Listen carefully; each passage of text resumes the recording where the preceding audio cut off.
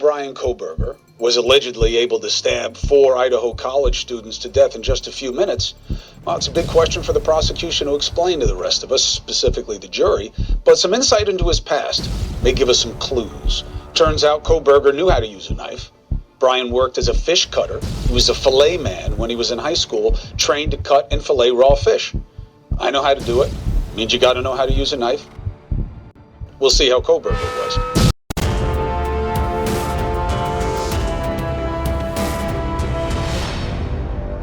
This is Reporter Room with Jessica Della Davies. Hello, Reporter Room investigators. Come on in, come on in. We have so much information to talk about in the Bryan Kohberger case. Welcome to Reporter Room. My name is Jessica Della Davies. I'm an investigative journalist, and my job is to investigate crimes, crime scenes, and potential suspects, and share with you how to do the same thing. If you haven't subscribed to Reporter Room, please do. It's free. Like, share, leave a comment, and let's get started. Today, we're going to talk about the Strava fitness app that Bryan Kohberger reportedly had on his phone, some new information on Bryan Kohberger's parents and sisters, and we're also going to talk about the fact that the Gonzalez family page on Facebook, which was a tribute to their daughter Kaylee, was taken down due to mass reporting. Is it okay to go after the families of the victims? Let's start with the Strava. So it appears that law enforcement was looking for any accounts associated with Bryan Kohberger, including Strava, TikTok, and Snapchat. They looked at all of these apps. Now, the Strava is interesting because it uses techniques that they claim are even more advanced, including hardware printing. Now, this would assist law enforcement because according to what Strava says, it calculates the distance data recorded in the file and parses it through a data stream, and it calculates the total distance, the average speed, and the max speed. So if this app was still on Bryan Kohberger's phone and he committed these crimes, then this would definitely line up with the cell phone pings. We learned initially that there were 11 cell phone pings. However, the FBI has shared that there were 23 cell phone pings. So it acts like a GPS would in a vehicle, except that we carry it with us on our phones. Let's talk about the Gonzalez family page, and then we're going to talk about Bryan Kohberger's family. Now, Steve and Christy Gonzalez's family page, which was a tribute to their daughter Kaylee, was removed due to mass reporting. And is it okay to go after the families of the victims in an effort to support Bryan Kohberger? And, you know, my feeling is that whether you believe Bryan Kohberger is innocent or whether you believe he is guilty, this is no reason to go after family members of the victims. Kaylee, Maddie, Ethan, and Xana's loved ones should be left in peace. Let me know if you have a different feeling about this, and hopefully their page will be up soon. Now, let's talk about what we have learned about Bryan Kohberger, his sisters, because I think we know at least one of the Kohberger family members has been subpoenaed, so let's dig into this. All right, so this is by Phil Kohberger. So this article is going to examine the backgrounds of his parents, Michael and Mary Ann Kohberger, as well as his sisters, Amanda and Melissa. And it talks about how this has affected Bryan Kohberger's family. So, you know, I guess my feeling is if the gag order applies to the victims' loved ones, then wouldn't it apply to the perpetrators' loved ones too, or not? And that's why I think there is some questions on like how broad is this, and you know, where are we going to draw the line? But this is out there, so I'm going to share it with you. This article examines their backgrounds, how they live now, their experience with the courtroom, how they've managed the media spotlight, and with new information and a trial on the horizon, they are in the middle of a dialogue. And the silence of, they've largely disappeared from public view since Bryan was arrested. He was arrested in his parents' Albrightsville, Pennsylvania home. We've heard that his parents were zip tied, which is, I think, standard procedure. They did recover a Glock. So you can see, you know, law enforcement is going to do what they have to do to protect themselves first.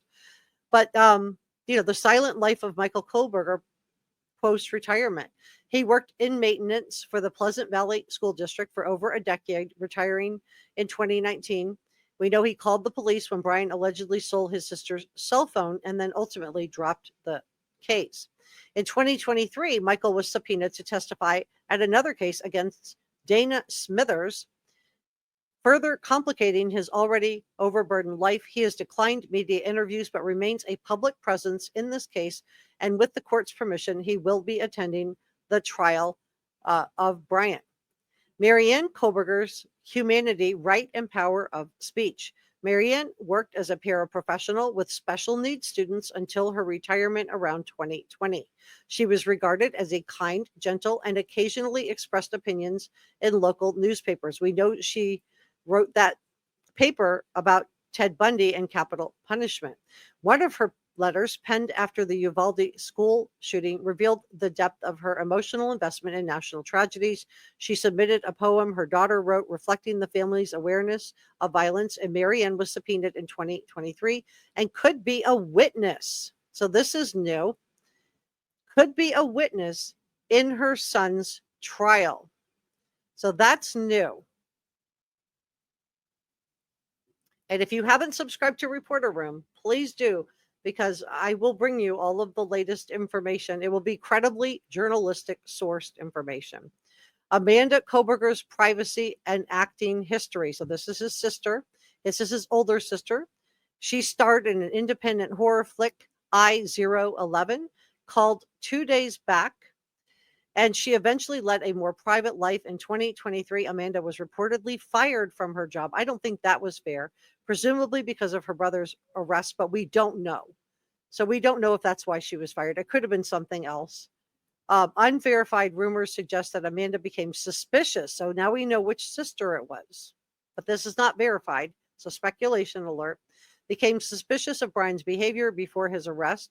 She stated she started picking up on his peculiar behavior, like he was wearing latex gloves in the house. If called as a witness, she would be potentially a significant one for the trial. Now, we don't know if she was subpoenaed, but we do know that Marianne, BK's mother, was subpoenaed. Okay, let's talk about, so that's Amanda, the older sister. Let's talk about Melissa, the younger sister. She retires from therapy helping work.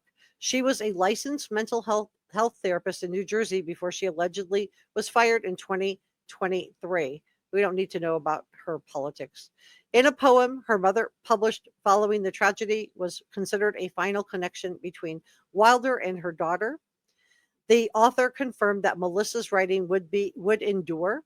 Melissa was not included in this is interesting, was not included in the family's joint public statement, indicating she may be heading down a more insular road as the trial approaches and passions run high. So Amanda is allegedly the sister who was suspicious of him, and Melissa was not included in the family's joint public statement, and Marianne, the mother of Bryan Kohlberger, has been subpoenaed. Okay, so that's what we know so far. We knew that his family was going to be allowed to attend the trial. I don't know which family members. Let's see. We'll have to probably wait to get a little bit closer to find out who's coming. But we're assuming that because it's 4 seats that the judge is reserving, that it's going to be his mother and his father and Amanda and Melissa, his 2 sisters. But I don't know. The fact that one sister maybe have been suspicious of him and the other one didn't want to be included in the public statement may mean that it could be 2 other family members, but there's going to be 4 seats reserved. The verdict mentioned their continued loyalty to Bryan and participation in the investigation. As Dateline: The Terrible Night on King Road airs, interest is building in BK's visiting courtroom in the Kohlberger. So we're talking about Michael and Marianne's visiting the courtroom ahead of Bryan's trial, which is scheduled to begin with opening statements on August 11th and jury selection July 30th. The Kohlbergers were having financial difficulties before the crimes. They had declared bankruptcy twice, first in 1996 and second 2010. I don't really think that's that relevant in my opinion, but I will just share the article with you. The pressure intensified after BK's arrest. I'm sure it did. Some stories included family tension and financial hardship associated with legal troubles. Nevertheless, the family released a statement expressing sympathy for the victims, yet defending Brian's right to be presumed innocent. Their struggle to balance grief, loyalty, and public judgment remains a tentpole of the ongoing case. So let's go through the final words. As Bryan Kohlberger trial looms, his family saga in the eyes of the public continue to reveal more about the family. Now the Kohlbergers, a simple, unassuming family from Pennsylvania, are the center of one of the most high-profile trials in living memory. Their stories underscore just how wide-ranging disaster reverberations can be, and the trial, we already know, is scheduled to begin with opening statements on August the 11th. So this was written by Maria Kay, but she's got it from Phil Kohlberger's family. So sounds like she had an inside scoop. So are they also under this gag order or not? If it applies to anybody besides the victims' loved ones. I'm just curious what you guys think. Thank you so much for coming by to spend a little bit of time with me. I can't get to 50,000 subscribers without your help, so please subscribe and let me know what you think about all of this in the comment section below. Thanks for watching, and I will see you next time.